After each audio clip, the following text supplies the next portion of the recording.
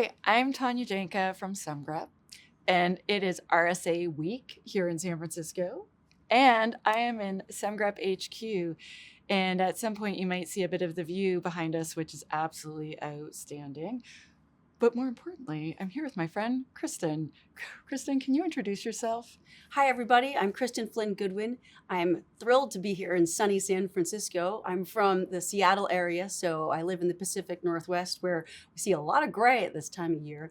I spent 17 years as the lead cybersecurity attorney for Microsoft. So in that amount of time, I spent most of my focus on incident response, threat intelligence, developing law and policy around the world. Anything and everything that could come up in cybersecurity, I was there on the front lines because I think that the best thing that a lawyer can do is be a partner to the technical teams. So that was my heart center in cybersecurity, was being really partnered with them. When I'm not working deeply in cybersecurity, I'm out in the mountains spending a lot of time skiing and exploring with my German Shepherd and my two kids. Now that I'm no longer at Microsoft, I run cybersecurity law firm called Advanced Cyber Law. I'm the host of a podcast called Advancing Cyber, and I am the consultant and general counsel of Good Harbor Security Risk Management, a consulting firm headed by a former White House cyber czar, Richard Clarke. Wow, that is a lot. So I knew that you did impressive things, but wow. Well, thank you so much for coming and agreeing to this little interview so I could ask you all sorts of questions as a person who understands cybersecurity, but doesn't necessarily understand all the cybersecurity laws that are out there. So I really appreciate you coming. And I wanted to ask, so I have many questions. I have many, many questions. But the first one that I was hoping that you could help me understand a bit better is that I've heard that cybersecurity adversaries, let's call them, or threat actors, they're starting to outsource. Like they're outsourcing some of their operations. Like I remember hearing how they have, like some of them, so you used to be able to tell a phishing email because there'd be bad spelling. So then they started getting spell checkers and even having help desk. And so have you seen this? What do you think of this? Well, it makes perfect sense, right? If the United States government uses its own defense industrial base to help amplify its capabilities, why wouldn't nation state adversaries do the same thing, right? So just like the United States has a defense industrial base, so does Russia, so does China, so does Iran and North Korea. And so as you think about the companies in our ecosystem, think about the companies in theirs. And so we've heard about force multipliers for the People's Liberation Army of China. There's rumor intelligence that was in play during the Hafnium cyber attack back in March of 2023, helping that attack go faster and faster. There's talk about how there were companies that were involved in developing mis and disinformation on behalf of Russia that were taken down by U.S. intelligence during the previous election. Companies that are involved in creating actionable intelligence or actionable information that governments can use on their behalf. So it's not just leveraging the tools and the technology, it's actually using companies that can help governments scale, go faster, do better. And if the U.S. government is doing it, we have to believe their adversaries are doing it too. It's so true. It's really terrifying. I'm going to have nightmares later. So another thing that scares the pants off me is that, so I'm seeing cyber criminals attack what I consider critical infrastructure. Things like telecom companies, but also things like hospitals with real people that we care about, right, that are harmed in the process. And some people call it cyber warfare, but I'm wondering, like, at what point is this called terrorism? It's certainly a threat to nation state security and national security. And the past couple of administrations have been pretty clear on that. When cyber criminals start going after critical infrastructure, everybody has to be worried about that. And you know, that old adage about why do criminals rob banks? That's where the money is. In part, that's why you see criminals going after critical infrastructure. It's because that's where the insurance payouts are. And when they know that there's cyber insurance money on the line, a little ransomware can go a long way. So that's why you see so many cyber criminal gangs going after hospitals and companies that have cyber insurance money on the table. So it's a self-licking ice cream cone, but there's more that has to be done to stop this constant cycle. So, in your opinion, is there like a line between cyber warfare and terrorism, or are they kind of the same thing and I'm just being fancy? Or No, I mean, this is a really hotly debated conversation. Cyber warfare is something that will require a declaration of war, right? Countries wage war on each other, and so you'll see it at like Russia and Ukraine. They are at war. There is a cyber component to that, and that started the day that started long before Russia invaded Ukraine. And when I was at Microsoft, my team wrote the first Russia-Ukraine report, and we released a lot of really interesting geopolitical information about all of the attacks that we saw from a cyber perspective. So those are clear acts of cyber warfare. We wrote all about it, and that there's a lot of evidence that this is the first true hybrid war that we're seeing. Cyber terrorism, those are really great examples that can come from a nation state, but could also come from either a quasi-affiliated or unaffiliated group. Those tend to be destructive in nature. So think back a few years ago to like Syrian Electronic Army sort of attack activity.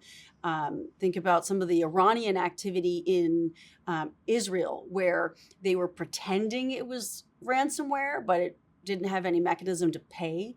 And so those attacks were just designed to be destructive, and it really wasn't a ransom act. And so, quasi-terrorist, quasi-act of war, sort of blurring the line. it's hard, right? It really is. And so, hats off to the nation state leaders that have to stop and think, what's my response? How am I going to assess, attribute, and deal with the consequences here? Because there's a lot on the line. And do you have a cyber response? Do you have a kinetic response? We're going to see those decisions have to get weighed more and more heavily and in shorter and shorter time frames. So it's a very serious issue. I agree. What role does international law play in in cyber conflicts? Like, are we kind of in the Wild West? Are there laws that kind of govern this? I don't know how I'm asking this question. No, it's a really interesting topic. Microsoft started this conversation years ago when its president and chief legal officer Brad Smith started the Digital Geneva Convention conversation. Do we need a Digital Geneva Convention? And many in the legal community argued, no, we don't. But I think he was right to sort of prompt the conversation about how do we think about the rules of international law applying in cyber. And there's a really wonderful multi-stakeholder government and industry initiative called the Paris Call for Trust and Security in Cyberspace that has been around for a number of years. The United States is a signatory that helps advocate for more effective norms of behavior in cyberspace, because it isn't clear what the rules of the road are. I think the hard part for international law is that the private sector doesn't have a seat at the table. And that's where it gets really complicated, because international law are the rules between states.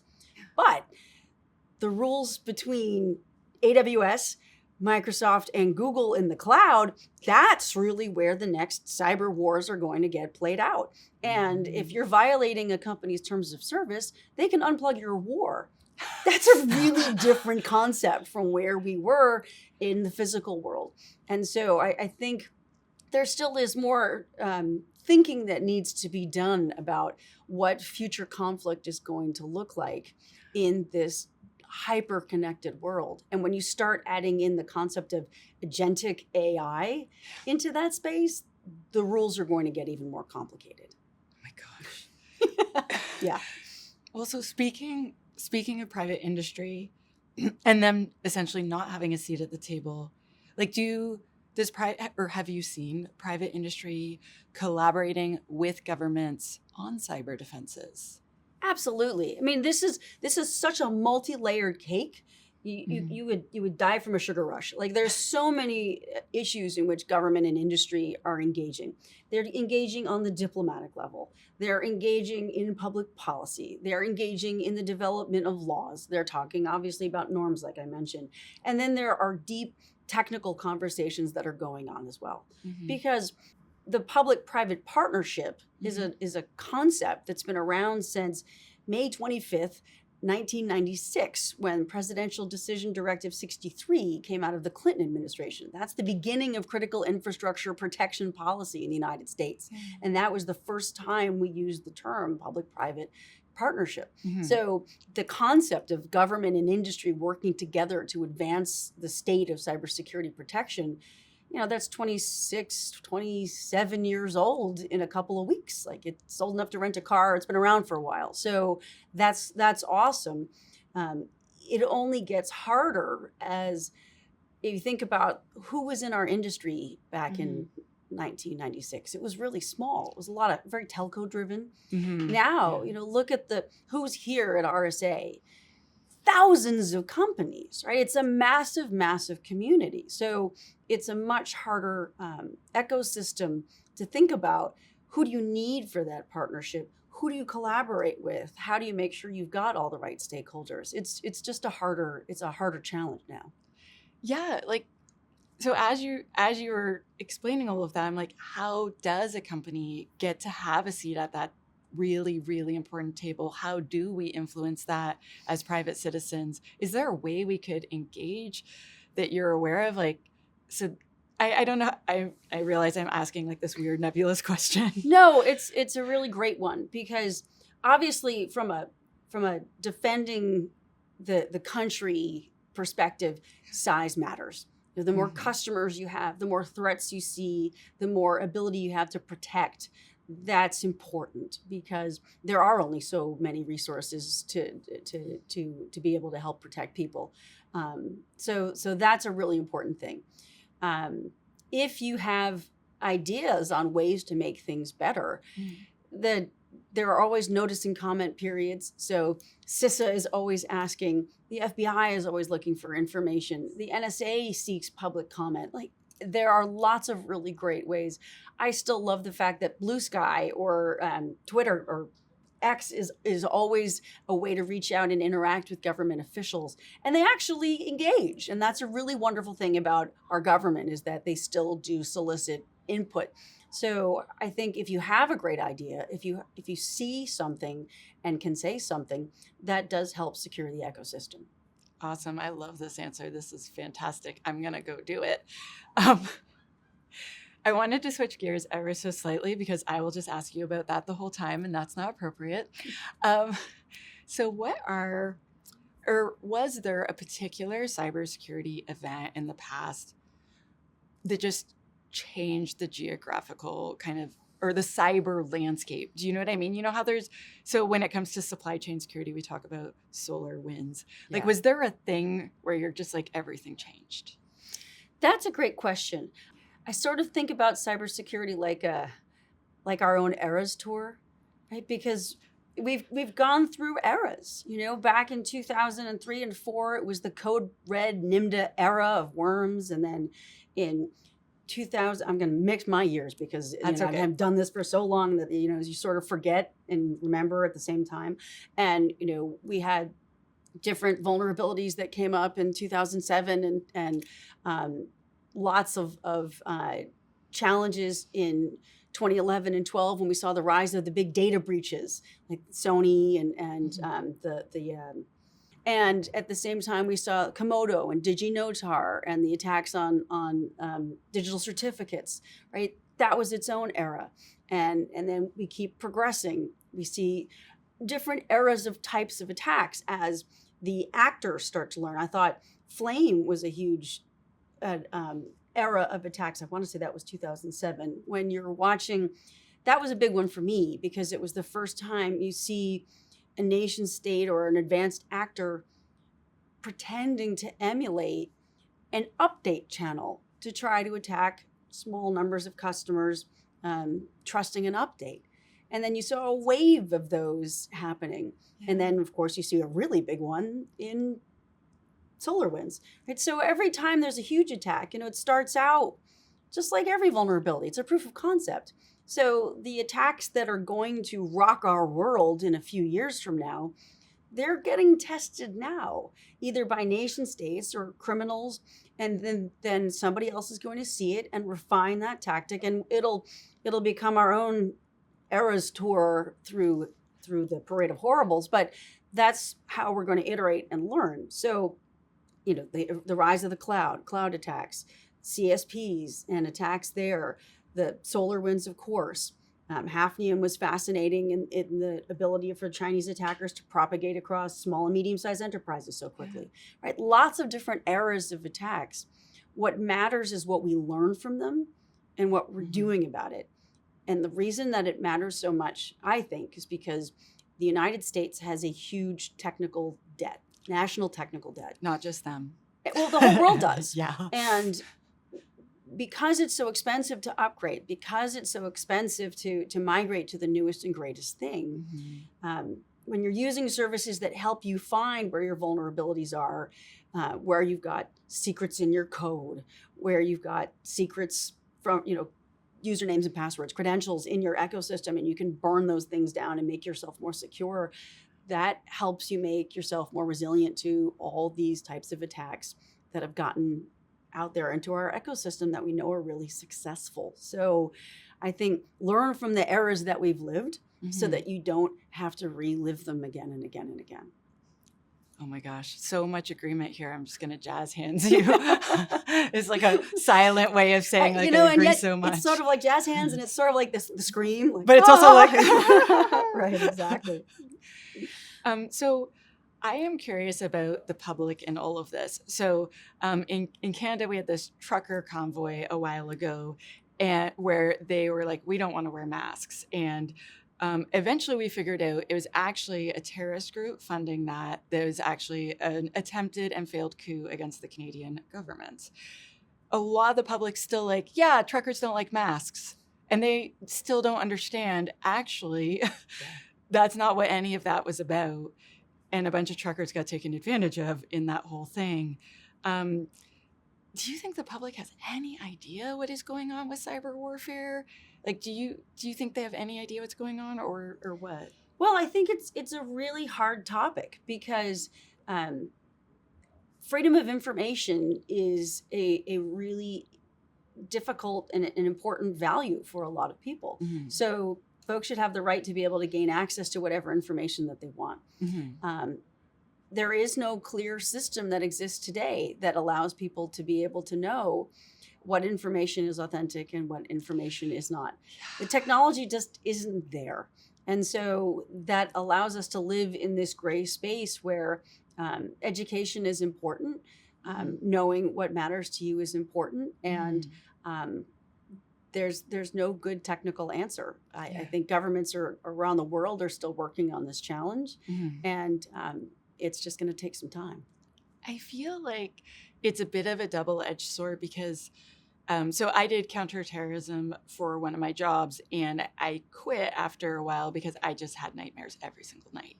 And a lot of the work that I did ended up being publicly released, and I know there's way darker things that exist in this world that I am not tough enough to see. And so I wonder how we don't scare the public, but still like educate them and keep them safe. It's kind of a tough... I actually think that the IT sector isn't doing enough to make cybersecurity relatable.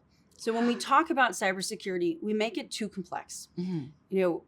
Amanda Ripley has this amazing book out she wrote years ago called Unthinkable. And she talks about the fact that when you get on an airplane, they always tell you, put your mask on before helping others. Mm-hmm. And what they don't tell you on an airplane is that you have 7 to 10 seconds before you'll pass out. And so if you don't have an oxygen mask on, you can't help anybody. So when we talk about IT issues, we make them needlessly complex. We use these fancy terms and this complex jargon, and we shut everybody out before we have a chance to bring them along. Mm-hmm. If we had a way to tell people, this is why you need to update. This is why you need to patch. Mm-hmm. It's the diet and exercise of our sector. If we can come up with simple ways to help keep people cyber healthy, then it's easier to do. But when we preach and lecture and we use complex terms, of course we're going to shut people off. And so that's something that I think we all need to do a better job of. Then people trust us. When we talk down to people or we don't use words that they can relate to, then we're not including them. So that's on us to do a better job. I need to jazz hands that. So I agree so strongly with you. Yeah. Okay, so I would like you to put your imagination on right now and imagine you could either take a current law and change it or invent a brand new cyber law. Like anything you want, what would it be? Wow. So I think the hardest part about creating new laws is that they have to come with new money because cybersecurity is expensive. And that's just the reality. So I would love to see a law that required all computers to be running updated software at all times. Yes. I think that there's this wonderful statistic that I learned from the Microsoft Security Response Center years ago that 99% of the time when a computer is compromised, a patch was available, but it wasn't installed. Yep. So if we had a way for every computer to be updated all of the time, then you're removing that attack surface. It's like automatically turning on MFA. If you have multi-factor authentication on all the time, you're just taking things away, all that low-hanging fruit that attackers use all the time. But the cost of that is so high that it's just something that we can't expect people to do. So that's more of a wish list than a law. Yeah. But I think that government working towards that as a national goal and a national outcome is really essential. And that if companies can figure out ways to truly secure by default, those are things that benefit consumers that are right at the top of the list. Oh my gosh, that's such a good answer. Okay, so switching gears again. So you've done a lot of work with companies that have had a data breach or a cybersecurity breach, which is literally their absolute worst day that they're ever going to have. Our audience hasn't necessarily been there or done that. Can you explain like what the first 24 hours is like? Was it like to be in that room? You are probably like the super calm person that's like, everyone please stop screaming and crying. Like, can you tell us what that's like? It's I used to be able to judge how the rest of my week was going to go by just looking at the expression on the face of the lead of the security incident who would show up in my door, and just being able to read the expression on his face, knowing I was going to be canceling plans for the next few days or weeks, or if this was just going to be a quick hit. When a major cyber incident happens, it becomes all-consuming, and as it should be. I think what's important for people to understand is that you often hear people talk about the fog of war. It's not quite that dramatic. I mean, it's not a war. Nobody's dying. But it is pretty foggy. Like, we are in San Francisco, so the analogy is apt. You truly don't know what's happening in the first 24, 48 hours.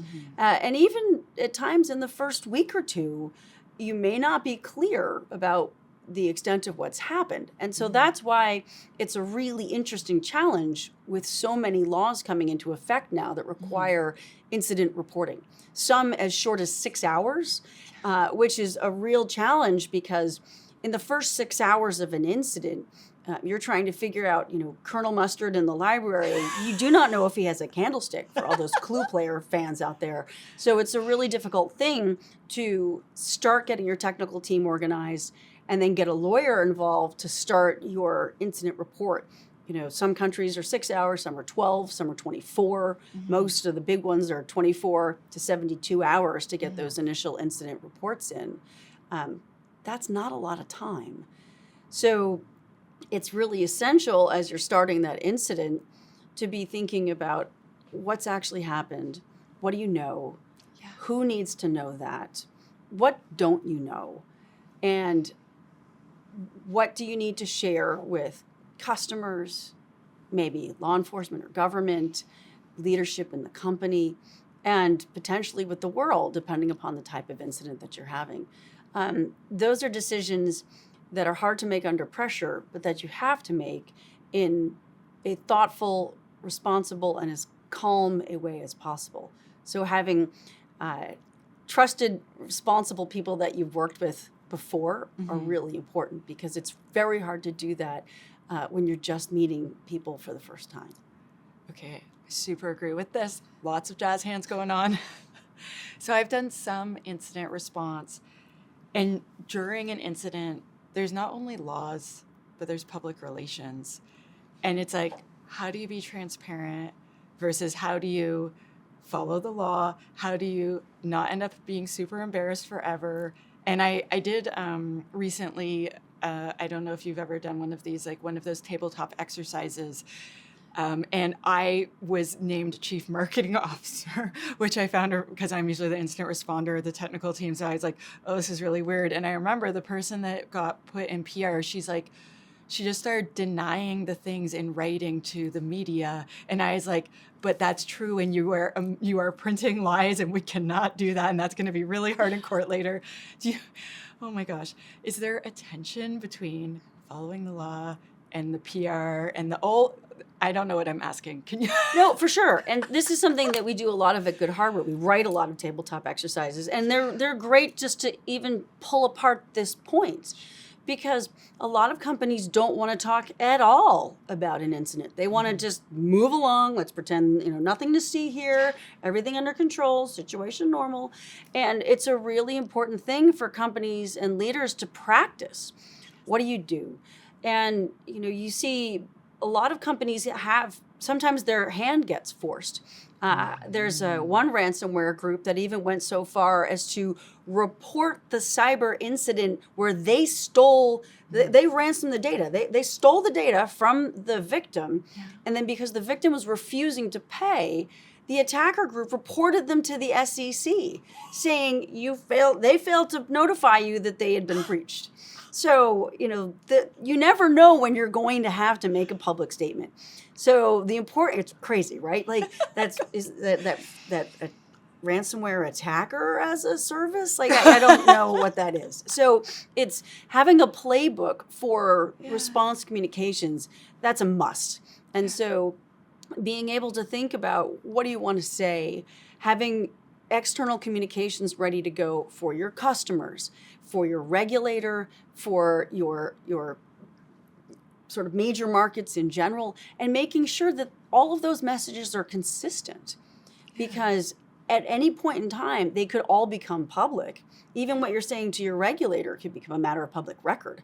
And so being thoughtful and consistent is important. Anything that you're sharing internally could get leaked. And so it's really important to have your incident response comms team as a part of that core group.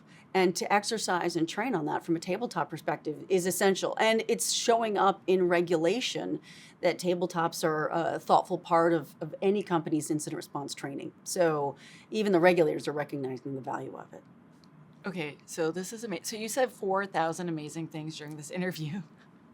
And I wanted to ask you if you had sort of a key takeaway or a thing you wish you could tell our audience, like a thing that you wish that they could take away from all of this, other than like, obviously you need to hire her, engage her immediately. But other than that, like if you could give a message to people who are dealing with these things, what would you tell them? So for consumers and individuals, I would tell everybody that in the event that you see a reminder from any of your services, on your cell phone, on your computer that says you have an update available, would you like to install that now? Do it.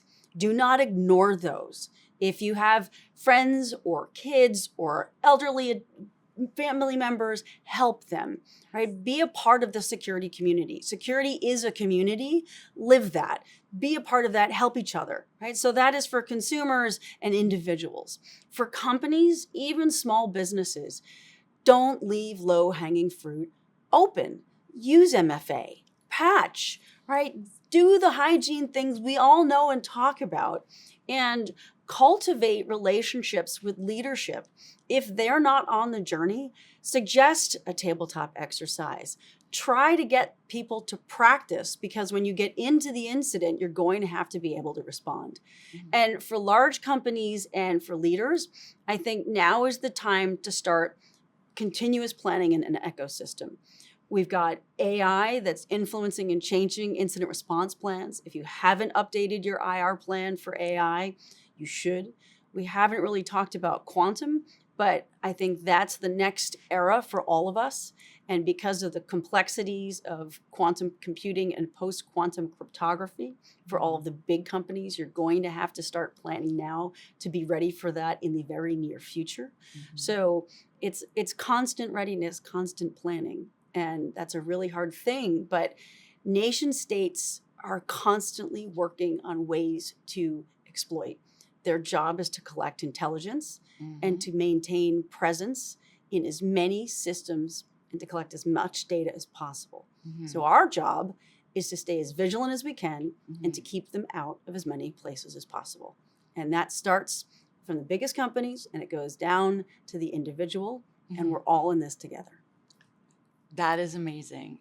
Where can people get more Cristin? Can they follow you on LinkedIn? Do you have a webpage? How do we do this? So you can find me on LinkedIn, Cristin Flynn Goodwin. You can follow my law firm at advancedcyberlaw.com. You can find Good Harbor Security Risk Management online and on LinkedIn as well. And you can listen to our podcast, Advancing Cyber, on all major platforms. This has been incredible. Thank you so much, Cristin. Happy to be here. Thanks so much to you and to Semgrep.